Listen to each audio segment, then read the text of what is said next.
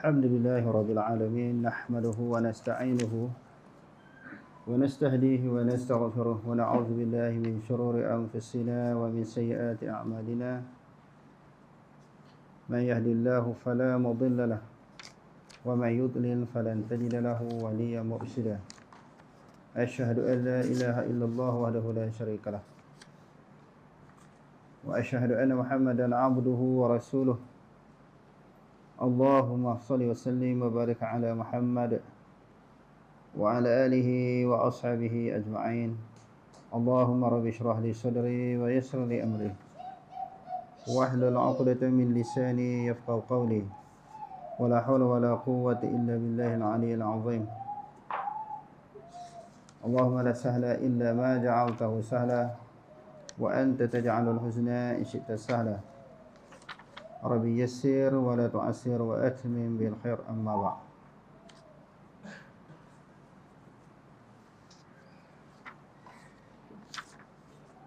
Ciri pertama bersungguh-sungguh. Di antara ciri seseorang yang memiliki kemanisan iman dan ciri-ciri orang yang mencintai Nabi SAW, bersungguh-sungguh ingin melihat dan menemani Nabi hingga kehilangan kedua-dua peluang tersebut terasa lebih berat berbanding dengan kehilangan apa sahaja yang ada di dunia. Ini dah kita baca semalam ya. Tangisan Abu Bakar, tangisan gembira Abu Bakar As-Siddiq apabila menjadi sahabat baginda ketika berhijrah. Jadi ketika penghijrahan Nabi SAW dengan para sahabat, penghijrahan pertama itu berlaku antara Nabi dengan Abu Bakar. Penghijrahan Nabi ditemani oleh Abu Bakar As-Siddiq. Sebagaimana yang kita ketahui, banyak ayat-ayat Al-Quran menyebut dan menerangkan kepada kita golongan yang terlibat dengan peristiwa hijrah ini, mereka adalah orang-orang yang benar-benar beriman kepada Allah. Sebab itu Allah Ta'ala menyebut ulaika humul mu'minuna haqqa. Mereka itulah orang-orang yang benar-benar beriman kepada Allah. Daripada orang yang beriman sahaja tapi tidak mampu berhijrah, tak sanggup berhijrah bersama dengan Nabi, meninggalkan kampung halaman, keluarga dan sesuatu yang dimiliki di Mekah. Nak dibandingkan dengan orang berhijrah ini, mereka orang yang benar-benar kuat imannya di sisi Allah Subhanahu wa taala. Jadi dalam hadis yang kita akan baca ini, Sayyidina Abu Bakar radhiyallahu an menangis kerana terlalu gembira diberi peluang oleh Rasulullah sallallahu alaihi wasallam untuk berhijrah bersama baginda. Tangisan gembira Abu Bakar As-Siddiq apabila menjadi sahabat baginda ketika hijrah. Jadi penghijrahan Nabi ini berlaku bila, hadirin sekalian? Sebagaimana yang tuan-tuan baca dalam sejarahnya, bila berlaku? Di waktu siang ke di waktu malam? Masyhur maklumat yang sampai kepada kita, penghijrahan yang berlaku kepada Nabi dan juga Abu Bakar ini iaitu di waktu malam. Sebagaimana yang disebut di dalam kitab-kitab sirah, di antaranya Nurul Yaqin. Jadi Rasulullah ni dia keluar dengan Abu Bakar.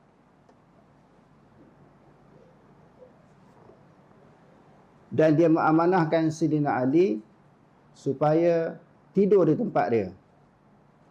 Dia mengamanahkan Sayyidina Ali tidur di tempat dia. Wa amara bna ammihi Aliyan, dan dia telah memerintahkan sepupunya iaitu Sayyidina Ali bil mabit makanahu, untuk tidur di tempatnya, kaila yaqa'u syakku fi wujudihi asna al-lain, supaya orang kafir ni tak syak Nabi ni ada ke tak ada lagi dalam rumah. Sekali mereka intai, ada lagi manusia yang berada di tempat tidur yang mereka sangka manusia itu adalah Rasulullah SAW. Padahalnya yang tidur di atas katil Rasulullah tu siapa dia? Sayyidina Ali. Fa innahum kanu yuraddiduna an-nazra. Mereka duk Ulang alik perhati min syuqukil babi. Duk perhati di celah belahan pintu. Maknanya ada lubang-lubang pintu kan. Dulu pintu buat daripada papan, pelepah, tamar dan sebagainya. Jadi ada lubang. Mereka duk mengintai melalui lubang tu. Di tempat tidur Rasulullah ni, ada tak orang lagi? Tiba sekali tengok, ada lagi orang duk tidur. Ni Rasulullah lah ni. Tak lama pula tengok lagi, duk intai lagi. Ada lagi Rasulullah. Rasulullah tak keluar lagi daripada rumah. Liya'lamu wujudahu, untuk mereka mengetahui tentang kewujudan Rasulullah. Summa sajja aliyan bi burdihi. Dalam sirah ini menyebut Rasulullah selimut Sayyidina Ali dengan selimutnya.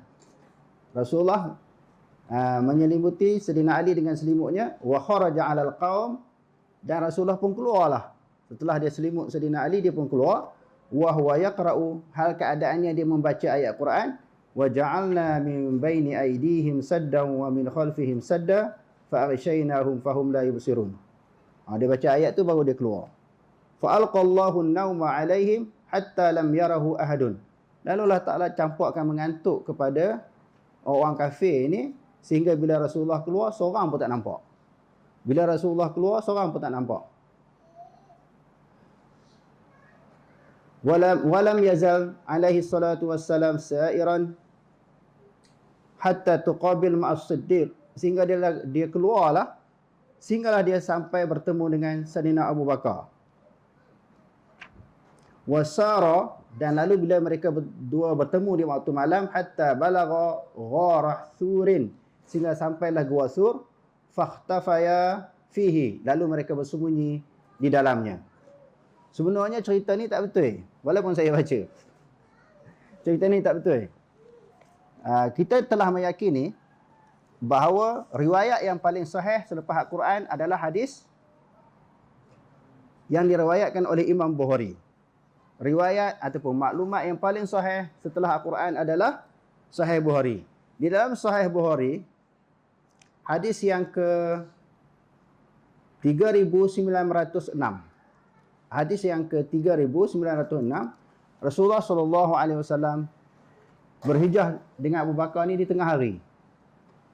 Dia berhijrah tengah hari. Yang keduanya, dia tidak menempatkan Sayyidina Ali di tempat tidurnya, dia tidak selimut Sayyidina Ali, dan dia keluar, dia tidak baca wa ja'alna min baini aydihim saddan sampai habis. Cuma cerita tu maknanya tidak tepat lah. Kalau kita ukur, kita nilai melalui apa yang diriwayatkan oleh Imam Bukhari. Bila kita baca balik, semua kitab-kitab sirah ni mereka ambil daripada Ibnu Hisham. Ibnu Hisham pula, siapa guru sirah dia? Adalah Ibnu Ishaq. Dan Ibnu Ishaq ini, sebahagian daripada ulama-ulama rijal, ulama-ulama jarah wa ta'dil menolak periwayatannya, termasuklah Imam Malik. Bahkan Imam Malik mengeluarkan satu kata-kata yang kasar terhadap Ibnu Ishaq ini sebagai suatu perkara yang menunjukkan tajrih. Dia kata Ibnu Ishaq ini dajjal, untuk memberi peringatan kepada orang bahawa riwayatnya tidak diterima. Cuma sebahagian ulama terima riwayat Ibnu Ishaq. Kalau sekiranya apa yang diriwayatkan itu tepat dengan apa yang diriwayatkan oleh ulama-ulama hadis yang sebenar. Kalau riwayatan Ibnu Ishaq ini bertentangan dengan ulama hadis, maka ulama orang tolak riwayat dia. Jadi cerita hak kita duk dengar apa dia tentang penghijrahan Nabi begini-begini sebagaimana dalam kitab sirah tu tak betul sebenarnya.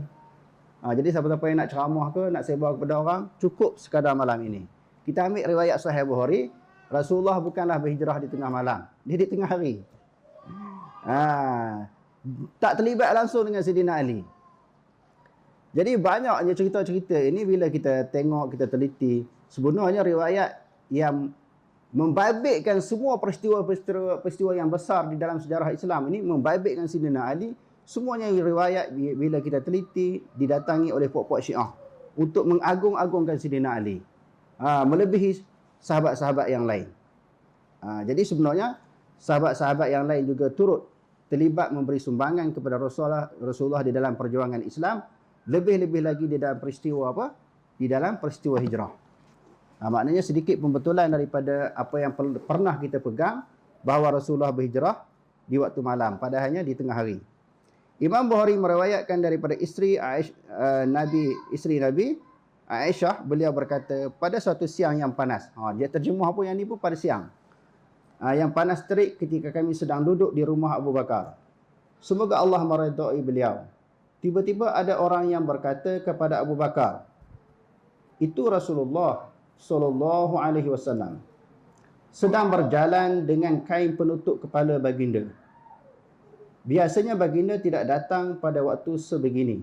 Rasulullah ni masa waktu orang tidur qailullah ke, waktu orang makan tengah hari, Rasulullah tak datang. Di maknanya adab-adab kita menjadi tetamu orang. Sebab tidur qailullah ni hukum dia sunat. Di tengah hari ni sunat sebelum masuknya waktu zuhur untuk mendatangkan kekuatan kita berqiyamul lail. Di dalam hadis-hadis Nabi SAW, di antaranya hadis yang diriwayatkan oleh Imam Bukhari. Kalau hari Jumaat, Rasulullah dia qailullah pada selepas sembahyang Jumaat, dan juga dia makan tengah hari selepas sembahyang Jumaat. Adapun kalau hari Isnin, selain daripada hari Jumaat, dia qailullah sebelum zuhur. Jadi cuma pada hari itu, hari yang Rasulullah memberitahu bahawa Allah Subhanahu Wa Taala telah memerintahkan hijrah, pada ketika itu dia datang ke rumah Abu Bakar di waktu tengah hari. Itu adalah Rasulullah SAW sedang berjalan dengan kain penutup kepala baginda. Biasanya baginda tidak datang pada waktu sebegini. Abu Bakar berkata, ibu bapaku tebusan buat dirinya. Apa maksud tuan-tuan? Orang-orang Arab selalu menggunakan bi abi anta wa ummi. Bi abi wa ummi, maknanya demi ayahku dan juga ibuku menjadi tebusan. Maknanya sanggup menjadi ibu yang disayangi, ayah yang disayangi sebagai tebusan. Jadi Rasulullah SAW ini diletakkan, maknanya suatu tempat kedudukan yang sangat tinggi. Demi Allah, baginda tidak akan datang pada waktu begini, melainkan ada perintah wahyu daripada Allah Subhanahu Wa Taala. Jadi Abu Bakar dah boleh faham. Abu Bakar dah boleh faham, mesti ada arahan baru yang datang daripada Allah. Kalau tidak, Rasulullah tak pernah datang dalam waktu sebegini. Aisyah berkata, Rasulullah SAW sampai dan meminta izin untuk masuk. Pergi rumah orang bukan boleh terus masuk. Kena minta izin dulu. Kalau tuan rumah tak benarkan masuk, kita kena balik ya. Ya ayyuhallazina amanu la tadkhulu buyutan ghaira buyutikum hatta tasta'nisu wa tusallimu ala ahliha. Wahai orang-orang yang beriman, apabila kamu nak masuk ke sesebuah rumah yang mana rumah itu bukan rumah kamu, yang pertamanya Allah Ta'ala kata di dalam surah An-Nur, bagi salam dulu. Selepas bagi salam, minta izin masuk. Tengok Rasulullah minta izin. Sebab itu memang arahan daripada Allah Ta'ala. Di dalam ayat yang lain pula Allah Subhanahu Wa Taala berfirman, wa idza qila lakum irji'u farji'u huwa azka lakum. Andai kata tuan rumah kata balik mungkin masa pada hari itu dia tak bersedia nak terima kita sebagai tetamu. Dia ada masalah ke, dia ada tugas, ada kerja ataupun dia sibuk, dia kata hari ni minta maaf lah, tak mampulah nak jemput entah datang masuk ke rumah, anak ada hair sikit, sibuk hari ni. Jadi kita tak boleh puas hati. Orang Melayu kita cepat puas hati. Allah, apa ni orang datang daripada jauh-jauh kan, tak bagi masuk. Tapi sekarang ni mudah. Kita nak pergi rumah orang, kita telefon dulu, hello dulu. Lepas tu kita WhatsApp dulu. Dia bersedia, maka kita pergilah. Kalau dia tak bersedia, kita tak pergi. Jadi itu adab-adab bila kita menjadi tetamu. Jadi Rasulullah ni, walaupun dia nak dibandingkan dengan Abu Bakar, dia paling mulia di sisi Allah. Tetapi dia tak langgar begitu saja. Dia minta izin kepada Abu Bakar untuk masuk dalam rumah Abu Bakar. Abu Bakar pun mengizinkan baginda masuk. Kemudian baginda bersabda kepada Abu Bakar, perintahkan semua yang ada di rumahmu untuk keluar. Yang ada dalam rumah ni keluar semua. Sebab dia nak cerita satu benda rahsia. Keluar semua. Abu Bakar menjawab, tapi mereka semua ahli keluargamu, bukan orang lain ahli keluargamu, anak beranak kita juga, bukan orang lain. Sebab Abu Bakar kan bapa mentua kepada Rasulullah Siapa anak Abu Bakar? Anak Abu Bakar yang berkahwin dengan Rasulullah? Aisyah radhiyallahu anha. Jadi dalam rumah ni bukan orang lain. Puak larak kita belaka. Tak payah keluar. Baginda pun bersabda, sesungguhnya aku telah diizinkan untuk keluar berhijrah. Allah Ta'ala suruh berhijrah. Hijrah yang berlaku kepada umat Islam ni berapa kali? Berapa kali? Penghijrahan daripada Mekah ke Madinah ni penghijrahan yang terakhir. Maknanya 4 kali. Habsyah 2 kali, Taif, lepas tu kepada Madinah Al-Munawwarah.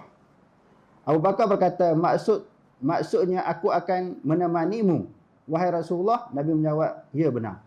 Adakah aku akan menjadi temanmu di dalam hijrah ini? Rasulullah kata, ya. Masa tu dia seronok sangat. Sampai menangis. Dalam ramai sahabat itu hadirin sekalian, Allah Ta'ala pilih Abu Bakar menjadi teman Nabi. Sebab itu di dalam kitab Kifayatul Muhtadi, orang yang menolak sahabat-sahabat lain, sebagian ulama' kata dia sebagai sahabat, sebagian ulama' kata tak kafir. Kalau tolak sahabat lain, yang sahabat ini bersahabat dengan Nabi. Kecuali tolak Abu Bakar sebagai sahabat. Sebab dalil dalam Al-Quran ada tentang persahabatan Rasulullah dengan Abu Bakar.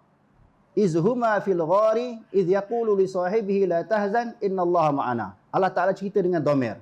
Izhuma fil ghari. Ingatlah ketika mereka berdua di dalam gua. Siapa mereka berdua? Abu Bakar dan juga Rasulullah sallallahu alaihi wasallam. Bukannya Abu Bakar semoga Allah meridai beliau, tidak tahu resiko ketakutan dan bahaya yang bakal dihadapi ketika hijrah. Rasulullah, Abu Bakar pun tahu apa kesan, apa risiko, apa musibah yang akan berlaku. Di antaranya orang akan tangkap dia, penjara dia, seksa dia, bunuh dia kerana bersama dengan Nabi pergi hijrah. Tetapi dia sanggup terima risiko tersebut. Nak cerita sayangnya Abu Bakar ni kepada Nabi. Tak sanggup berpisah dengan Nabi. Namun perkara tersebut sedikit pun tidak memberi kesan ataupun mengurangkan keinginan untuk menemani baginda. Tak ada kesan lah, walaupun bayangan itu ada di dalam pemikiran dia. Bayangan apa? Bayangan tentang resiko bila keluar dengan Rasulullah. Oleh itu ketika Nabi menerima permintaan untuk menemani baginda, Abu Bakar terharu menitis air mata, bergembira kerana mendapatkan peluang berharga tersebut. Bukan senang. Berkawan-kawan biasa tu boleh ramai yang terlibat, yang menjadi persahabatan dengan Rasulullah. Tetapi maknanya yang nak bersama dengan Rasulullah pergi berhijrah. Al-Hafiz Ibn Hajar berkata, Ibnu Ishaq menambah dalam riwayatnya, Aisyah berkata, aku melihat Abu Bakar menangis, sedangkan aku tidak berfikir akan ada yang menangis kegembiraan kerana hal tersebut. Jadi menangis ni kadang-kadang kerana sedih, kerana takut, kerana susah hati. Kadang-kadang menangis ini kerana terlalu gembira. Abu Bakar radhiyallahu an menangis kerana terlalu gembira, dijemput oleh Rasulullah sallallahu alaihi wasallam menemani beliau di dalam peristiwa hijrah. Sebab itulah kita tengok di dalam manaqib sahabah. Hadis-hadis Nabi ni kalau kita mengaji dia ada bab manaqib, iaitu kelebihan. Jadi ulama-ulama hadis meletakkan kelebihan kalau daripada kalangan lelaki ni, orang yang pertama adalah Abu Bakar. Sebab Abu Bakar ini adalah merupakan sahabat yang sangat hebat. Dia bersama dengan Nabi SAW ketika senang dan ketika susah. Tidak lain dan tidak bukan di atas tujuan untuk memenangkan agama Islam. Memberi sumbangan sekadar kemampuan yang beliau miliki. Dan kita selalu tahu di dalam sejarahnya, di antaranya di dalam peperangan Badar, sahabat-sahabat berebut-rebut untuk memberi sumbangan sebanyak mungkin sekadar kemampuan mereka untuk memastikan kemenangan kepada umat Islam di dalam peperangan Badar. Jadi setiap kali berlaku peperangan ataupun bila diminta memberi sumbangan, semua keadaan Abu Bakar mendahului para sahabat. Lalu dalam peperangan Badar, Sayyidina Umar tanya Rasulullah, Abu Bakar bagi banyak berapa peratus daripada harta dia?